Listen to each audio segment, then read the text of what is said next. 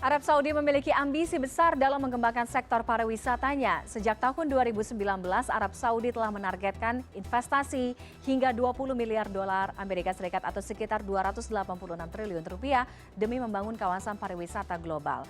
Ada apa di balik ambisi besar Arab Saudi yang selama ini mungkin kita tahu lebih fokus pada sektor minyak dan gas? Kami akan bahas bersama Yon Mahmudi, Ketua Program Studi Kajian Timur Tengah dan Islam UI. Selamat sore, Pak Yon.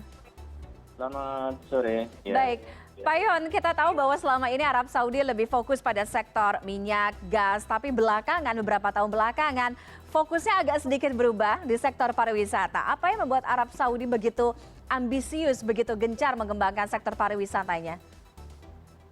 Ya, Saudi kan memiliki visi 2030 ya, yang diantaranya menjadikan Saudi sebagai negara yang secara ekonomi stabil, tidak hanya menggantungkan pendapatan dari sektor minyak, tetapi melakukan diversifikasi ke sektor yang lain. Termasuk di dalamnya itu adalah sektor pariwisata yang akan membawa banyak pemasukan yang diasumsikan sekitar 10% dari anggaran pendapatan mereka itu diperoleh dari sektor pariwisata. Oleh karena itu berbagai fasilitas yang ada itu dikembangkan sedemikian rupa. Kenapa? Karena Saudi itu kan kalau kita lihat secara geografis ya, itu sebagian wilayah turun yang tandus yang mungkin orang akan enggan untuk berkunjung ke wilayah ini selain untuk kegiatan ibadah haji, umroh contohnya. Tetapi mereka punya sebuah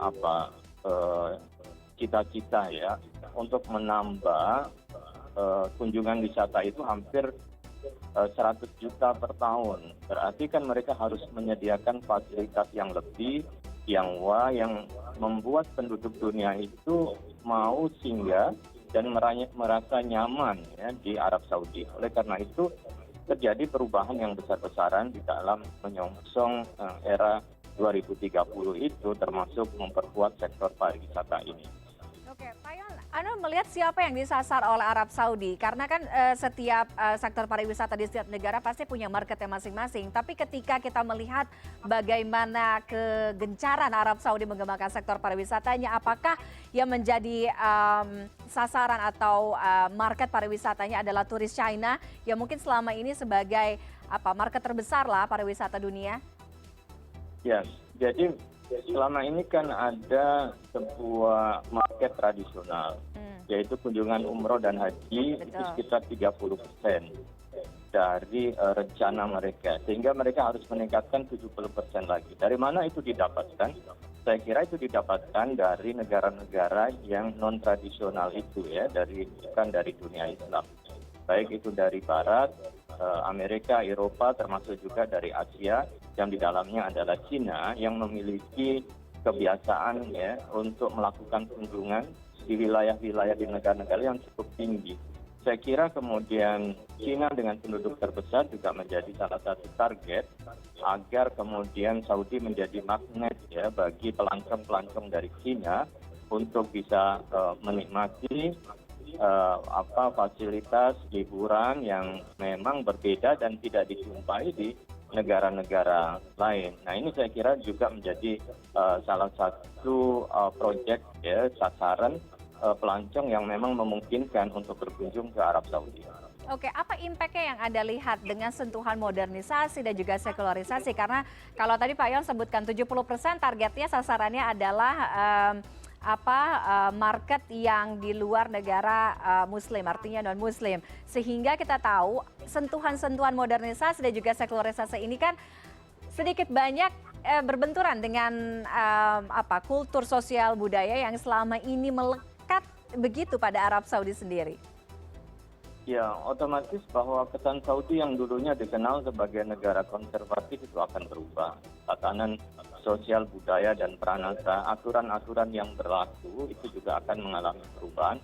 Tentu akan disesuaikan oleh para pendatang dan itu berlaku ya bagi para wisatawan maupun orang-orang yang ingin berkunjung ke Saudi. Sekarang juga izin masuk ke imigrasi di Arab Saudi kan menjadi lebih gampang ya. Jadi dengan visa turis juga bisa melakukan kunjungan kemana saja dan proses itu dipermudah. Nah, memang kemudian dampaknya itu banyak aturan-aturan yang dulu konservatif sekarang diperlonggar ya.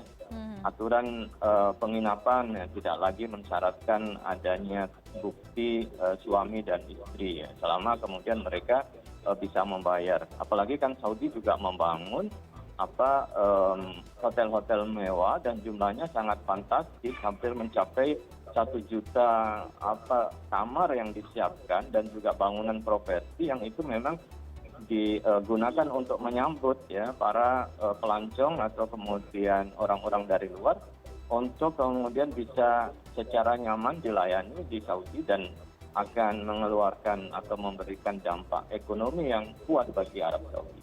Oke, apa tantangan terbesar yang Anda lihat ketika Arab Saudi lebih terbuka terhadap budaya populer, khususnya dalam pengembangan sektor pariwisatanya? Karena kalau kita mungkin secara awam melihat justru tantangan terbesar dari dalam negerinya sendiri.